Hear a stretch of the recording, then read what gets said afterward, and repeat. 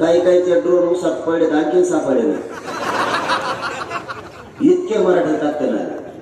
आणि ते आम्ही सांगितलं 3 करोड मराठी मुंबईला येणार. 64 किलोमीटर आपली लाईन होती, 64 किलोमीटर. आणि ते त्या दिवशी म्हणतो 3 करोड लोक पुढे आहेत. तुला गणित आला असतं तो कशाला जेलला गेला असता. त्याला सांगितलं होतं ना, तुला जर मोजायचे असले तर तू वही ती एका पुलावर घेऊन उभा राहा आणि तू मोजे. त्याला आणखीन एक संधी माझ्याकडून, तुला मराठीत जर मोजायचे ना, सगळ्या सोयऱ्यांचा अध्यादेश त्या दिवशी मराठ्यांच्या पोरांनी हिसकून आणला. 75 वर्षात सगळ्या सोयऱ्यांचा कायदा बनत नव्हता, तो बनवायला लावलाय. 54 लाख नोंदी मिळाल्या, त्याचे प्रमाणपत्र मिळाले. 1.5 करोड पर्यंत मराठा आतापर्यंत आरक्षण केला मायबाप मराठ्यांना, 1.5 करोड. आता त्या माध्यमातून, त्या नोंदीच्या माध्यमातून ज्या मराठ्यांच्या नोंदी मिळाल्या नाहीत ते सगळ्या सोयऱ्यांच्या कायद्याच्या माध्यमातून जाणार आहे. आपण सांगितलं होतं शांततेत मुंबई जाणार आणि शांततेत आरक्षण घेऊन येणार. शांततेत गेलो आणि शांततेत आरक्षणच घेऊन आलो. आरक्षण घेऊन येणं म्हणजे काही म्हणते तर मुंबईत गेल्यावर काय मिळालं, काहीच भेटलं नाही. म्हणजे मुंबईत गेल्यावर तिथं काय गंभीर्यात किंवा कोणी ठेवलेलं होतं आरक्षण घेऊन यायला. हे कायद्याचं राज्य, इथं कायदा बनवावा आणि मराठ्यांनी नेमकं तेच काम केलं. 2001च्या कायद्यानुसार ओबीसीला आरक्षण दिलेलं आणि त्या कायद्यात दुरुस्ती करणं एवढी सोपी गोष्ट नव्हती. म्हणून राजपत्रित अध्यादेश काढला आणि आता त्या कायद्याची अंमलबजावणी 15 तारखेला होणार. म्हणजे आपण तो आरक्षण हिसकावून चालणार. पण काही जण म्हणजे काहीच मिळालं नाही. त्यांचं पण खरं आहे, त्यांचं काही खोटं नाही. ते सोशल मीडिया सध्या लिहिते, राजकारण्यांची सुपारी घेतली ते म्हणतात मुंबईला गेल्यामुळे काहीच मिळालं नाही. त्यांचं एका बाजूला खरं आहे. तुम्ही थांबा, दो घटी घडलं बरोबर करू नका. त्यांना काहीच मिळालं नाही खरं आहे. कारण त्यांना पाहिजे की वाटतं पैसे, पद. ते गल्लीत हिंडले असते इकडे तिकडे, पहिल्यापासून मराठ्यात जेवण खायची सवय लागलेली यांना. त्यांनी बघितलं असं मी जवळ जेवण आहे ना, तर मराठीच्या जेवण आता कोणालाच पैसे कमवून देत नाही. यांच्या दुकानात पण करून टाकल्या सगळं. ते म्हणतात मुंबईला गेल्यामुळे काहीच नाही मिळालं. तुला नसेल मिळालं, आम्हाला करोड मराठ्यांना मिळालं, गोरगरीबाला आरक्षण मिळालं आम्हाला. तुला नाही मिळालं, तू किती दिवस मराठ्याच्या जेवण खाणार आहे? आमच्या लेकरांचा रक्त पिऊन तू मोठा होणार. खातो कवर मराठ्यात जेवण, जो शिक्षण घेऊन बघ ना कसं लागलं, कवर खातो मराठीचं जेवण. म्हणून त्यांना नाही मिळालं पण आपल्याला मिळालं. त्याला पुन्हा एक संधी, आता एक संधी उठली त्याची माणसं मोजायची. आणखीन एक संधी. त्या दिवशी सगळ्या सोयऱ्यांचा अध्यादेश आला आणि मराठीने दिवाळी साजरी केली, गुलाल उडवलं. आता सगळ्या सोयऱ्यांची अंमलबजावणी झाली आणि त्यातून एक प्रमाणपत्र मिळालं आरक्षण नसलेल्या मराठ्याला, की मग बघा तुम्ही गुलाल आणि महादिवाळी महाराष्ट्रात मराठी कसे करा. आणि त्याला आणखीन एक संधी आहे. आता त्याला माणसंच मोजायच्यात ना. एकदा त्या कायद्याची अंमलबजावणी झाली की आमची विजय सभा होणार आहे मराठ्यांची. तू एका पुलावर उभा राहा आता आरटीओ बनून आणि नुसता माणसं मोजलं मराठ्यांची. त्याचा फार कार्यक्रम संपलाय तर ते लोकच बसा. आता तर मग ते मध्ये 2-3 दिवसात म्हणला नागरिक बांधवांनी चर्चाच करू नका म्हणला. त्याला काही डोकं बी नाही, गोरगरीब लोक आहे. आमचा आणि त्यांचा चांगलं आहे. तो कशाला काढलेला होता आमच्यामध्ये? कावलीवर आपला आणि ओबीसी बांधवाचा एकदम चांगला आहे. आपण एकमेकाच्या सुखादुखात रात्रंदिवस ते मध्येच काढलेला होतं. पण मला माहित नव्हतं, मला वाटलं आपलेच भारी लोक आहेत काय की नागरिक बांधव मिटिंग दिली. काय शिया होत्या ते. मी आता अर्धाच व्हिडिओ ऐकला, मोबाईलच फेकून द्यावा. भयानक खूप शादी देते. 2 दिवस भाकरच जाणार नाही अशा शादेत व्हिडिओ.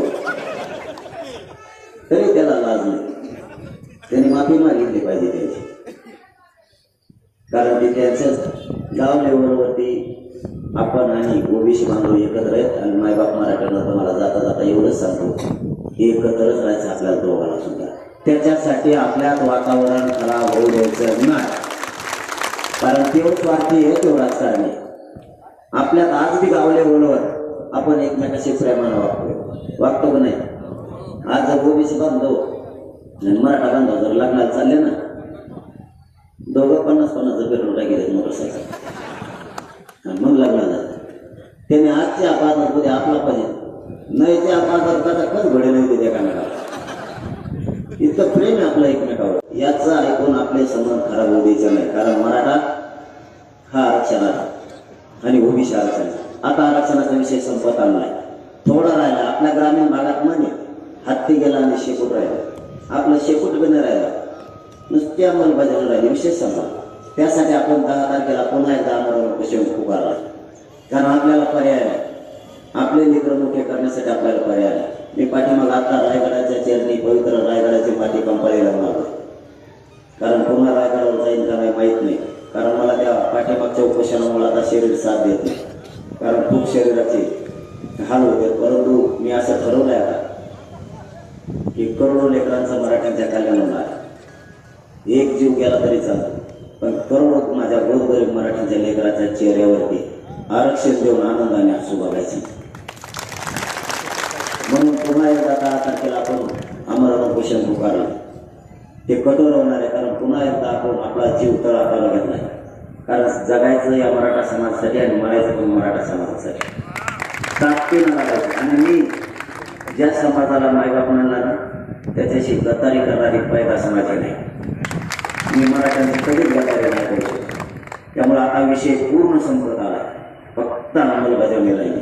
अंमलबजावणीसाठी नुसते आमरण उपोषणाची घोषणा केली की कॅबिनेट बैठकी मंगळवारी आणि बुधवारी होत असते.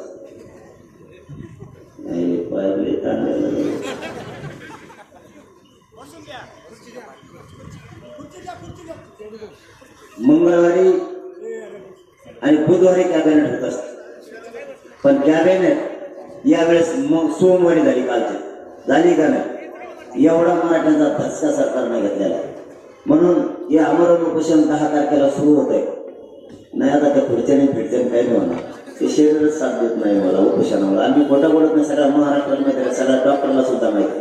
पूर्ण शरीरच कोरडं पडलेलं आहे. झाला आता फक्त तुम्हाला एकच विनंती की आता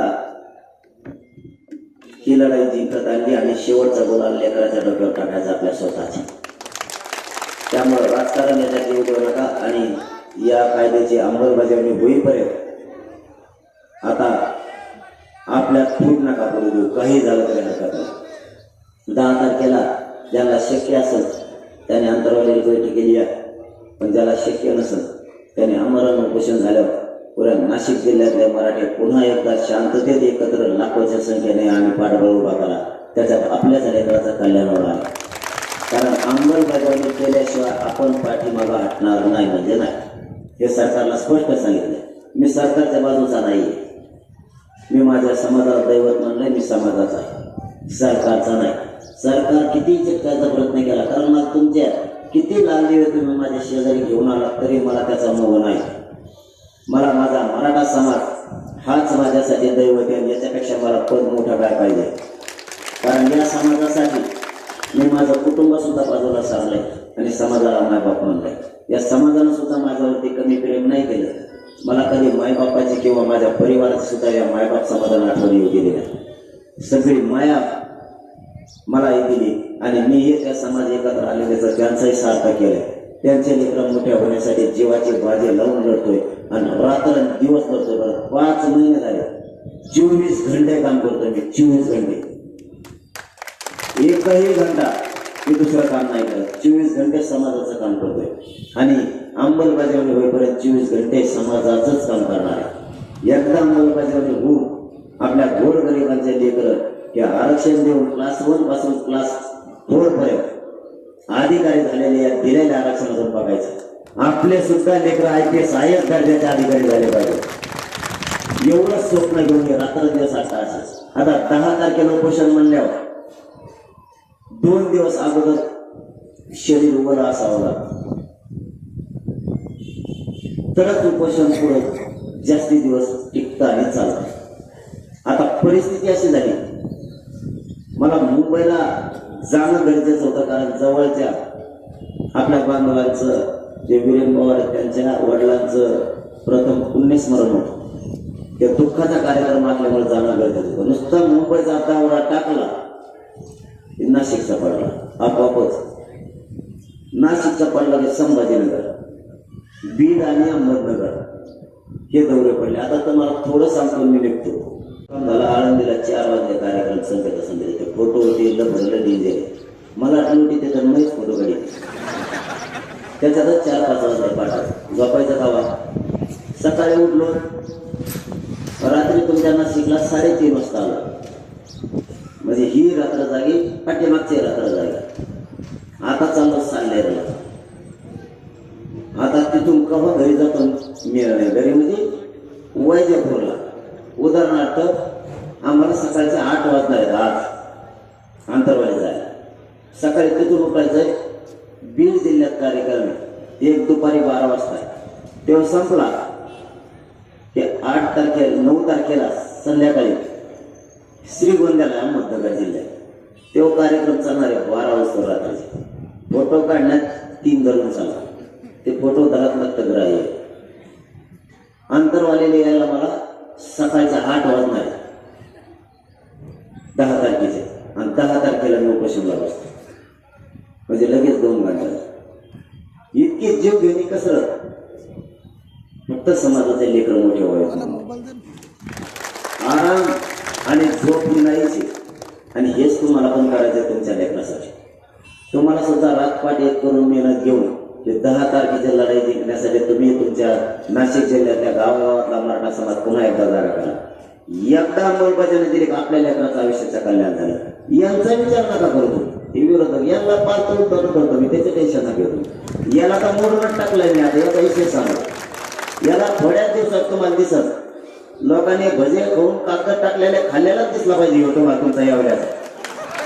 त्याची काळजी करूच नका तुम्ही. फक्त तुम्ही आता एकजूट फुटून देऊ नका. आपल्याला ही लढाई जिंकायची. 10 तारखेपासून पुन्हा एकदा सावध व्हा आणि हे मराठ्यांच्या लेकराच्या डोक्यावरती अंमलबजावणी करून आरक्षणाचा गुलाल टाकायचा.